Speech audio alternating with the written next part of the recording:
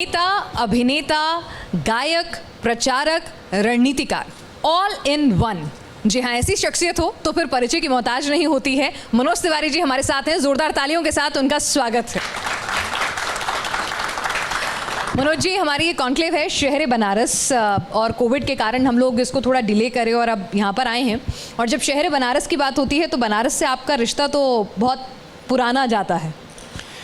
बिल्कुल, ये शहर बनारस तो कहते ही ना एकदम मन में जैसे कुछ एक बटन दबाइए और कई लाइट जल जाती हैं। हाँ। वैसे ही होता है। शहर बनारस तो हमारा वो बचपन भी याद है जब हम बनारस साइकिल से चले जाते थे, क्योंकि बेसिकली मेरा गांव बिहार में है, बट बनारस 70 किलोमीटर दूर था, तो हम 70 किलोमीटर साइकिल से भी गए गंगा नहाने। अच्छा।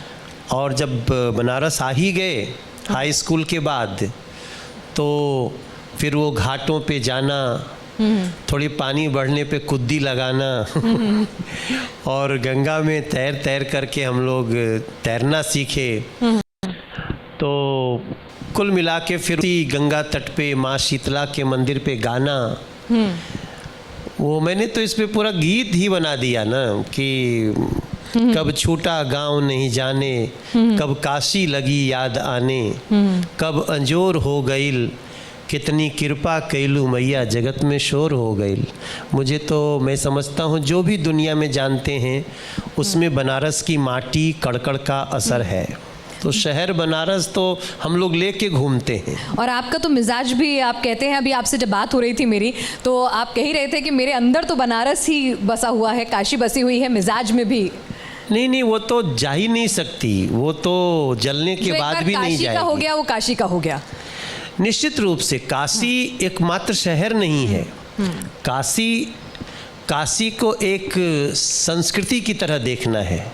काशी एक सभ्यता है, संस्कृति है, और वो अपने आप में पता नहीं कैसे भी कहा ही गया है कि शिव त्रिशूल पे बसी नगरिया जग में अद्भुत काशी, जहाँ बसे भोले शंकर, शिव शंकर शिव अविनाशी। तो त्रिशूल के ऊपर की कल्पना है।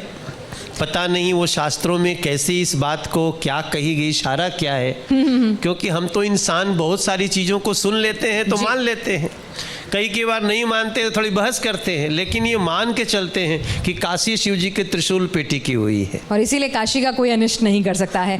अब काशी का जिक्र हो रहा है तो मैं इस चर्चा को शुरू करूं, उत्तर प्रदेश के चुनावों के बारे में, पूर्वांचल के बारे में, तमाम पहलुओं पर बातचीत करूं, तो सबसे पहले काशी से ही शुरुआत करती हूँ। आपने काशी को बचपन में भी देखा, काशी को जवानी में भी देखा, काशी को बतौर कलाकार भी देखा और काशी को बतौर नेता भी देखा। कितना विकास हुआ है काशी में? अद्भुत। ये जो शब्द बोल रहा हूँ ना, इसके अलावा भी कोई शब्द ढूंढना चाह रहा हूँ। अच्छा। चूँकि मैं जन्म भी लिया बनारस में ही, कबीर चौरा हॉस्पिटल के एक छोटे से कमरे में मेरा जन्म हुआ। बाबूजी माताजी को लेके आए थे, तो उस समय का काशी भी देखे, मतलब काशी के बारे में सुने। और जब हम इंटरमीडिएट करने आ गए फिर हाई स्कूल के बाद, तो हम जो काशी देखे हैं और आज जो काशी देख रहे हैं, हम अभाव में जी रहे थे तब भी काशी देखे थे, हम जब प्रभाव में जी रहे हैं तब भी काशी देख रहे हैं। तो हम पता नहीं कैसे बोला था उन्होंने, नरेंद्र मोदी जी ने, कि माँ गंगा ने बुलाया है।